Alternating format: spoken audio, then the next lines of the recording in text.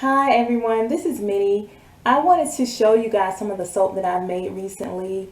This is my latest hobby. This is my latest passion. I am so obsessed with making handmade soap, and I just want to show you some of my soaps that I've made. Um, Here are a few of them. I've made probably, man, I've made so many different types of soap since April. April was when I first started making them. Um, I've just made all kind. I made a coffee soap. I made a chocolate soap. I made a lot of shea butter soaps. A lot of my soaps are shea butter goat milk based. I'm actually about to make a soap, a beer soap. Actually, beer is supposed to be really good for your hair and actually your skin too. But the only reason why I want to make a beer soap is because I want to try to make my own shampoo bar. So I'm waiting for that beer to get flat and then I'll be making a beer soap. But anyway, so here are some of my soaps. This is a shea butter goat milk soap that I use to wash my hair with. You know, shea butter is the thing for hair right now. It's wonderful for your skin too. It has so many great emollient qualities for your skin that will make your skin just really soft, and it is supposed to help with getting rid of or fading dark spots and scars and stuff like that. So this one doesn't really have any kind of smell at all, and the reason why I started making soap in the first place was because as I've gotten older, my skin has gotten super sensitive, and so I've noticed that my skin was just so dry. That's kind of what kind of turned me on to wanting to try to make my own soap. Um, and I haven't looked back since. I know I will never, as long as I'm able to make soap, I will never go back to using commercial soap because it's just, I just love it.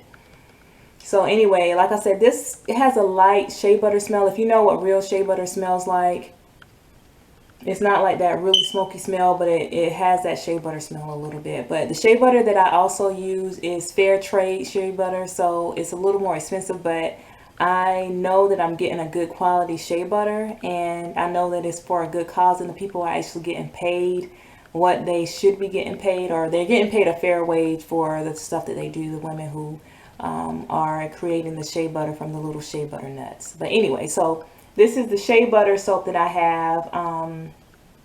I sell my bars for $7. I use goat milk, and I use shea butter and other oils in it.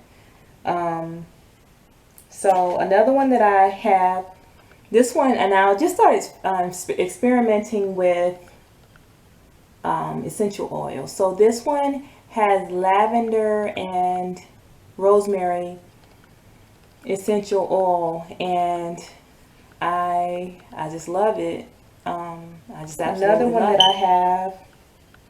This is another one. I know it all looks the same. Some of them don't look the same, but the ones that I'm showing you, that's what I have on hand because the other ones I've either sold or given away. This one is one with, it's a rosemary tea tree shea butter goat milk soap, but it doesn't have canola oil in it. It has olive oil in place of the canola oil. There's this lady who's a vegan at the church that I went to, or excuse me, that I go to, and when I took my soaps there for the first time, said she would have bought my whole box, but she said she didn't do canola oil. So the whole canola oil thing has to do with the GMOs, and if you know anything about that. But canola oil is supposed to be excellent for your skin, has a lot of great vitamin E in it. So I went ahead and made this one just in case people have issues with canola oil.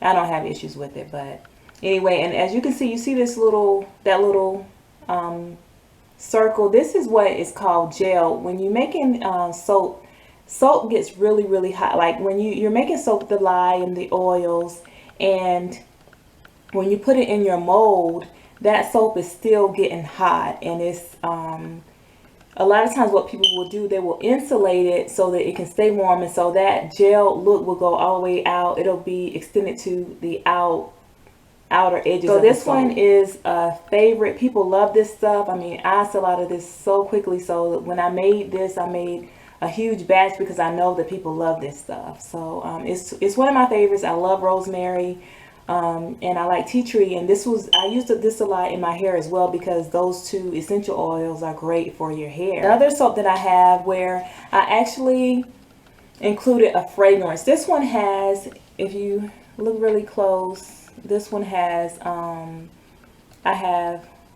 oatmeal. This area of it, I put oatmeal in that part of it just to kind of give you some exfoliation, but I also put some fragrance oil called oatmeal milk and honey.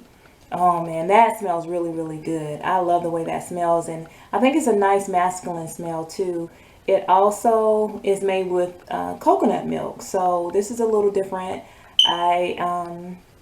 I know that you can use so many different milks to make soap because milk has lactic acid, and that is good for your skin too. I mean, everything that I make, all the soaps that I make, I have a reason why I use specific ingredients because I'm really into skin and hair and beauty, and just wanting to put ingredients in that are going to be beneficial for me. So, you know, that's why I use specific ingredients, so that because there's a reason, because I know that it has some good quality that I want to take advantage of. But anyway, this is my oatmeal milk and honey coconut milk soap.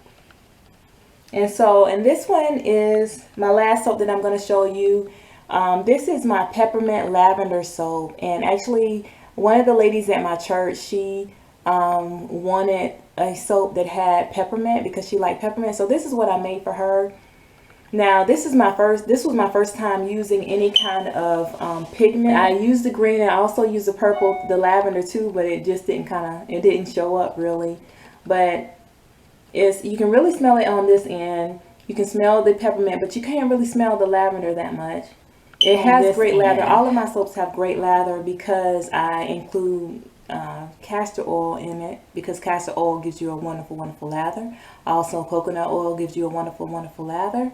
And so I can't remember off the top of my head right now everything else that's in this soap, but rice bran oil. Rice bran is one of my favorite oils to use. Again, it has a lot of vitamin E. Vitamin E is excellent for your skin. I mean, that's what is kind of giving it its elasticity.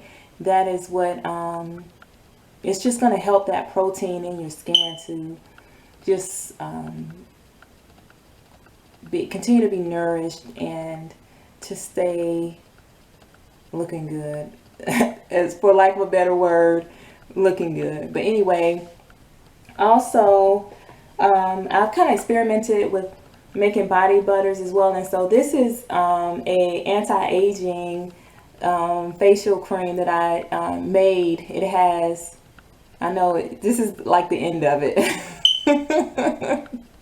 I have so many products in the bottom of my refrigerator that I've made, and this is the last of what this is. But anyway, it has rice bran oil in it. It has wheat germ and wheat germ oil in it, and those are supposed to be anti-aging, and they're supposed to reverse the signs of aging and wrinkles and stuff like that. So I use this all over my body, and I gave some to this lady at work. She loved it. She said that after she used it, it seemed like her face was kind of brighter. That was not my intention to make something that's going to make my face brighter. I just want to take advantage of all those great oils that are supposed to be anti-aging. I'm in my late 30s and I want to look good as long as I can. So anyway, thank you so much for watching. I hope you have tried my soaps. Let me know what you think of them. I am all for constructive criticism. So if you didn't like it, just let me know what you didn't like about it, and I'll work on it and try to make it better. If you did like it, let me know. And I'll just keep making stuff.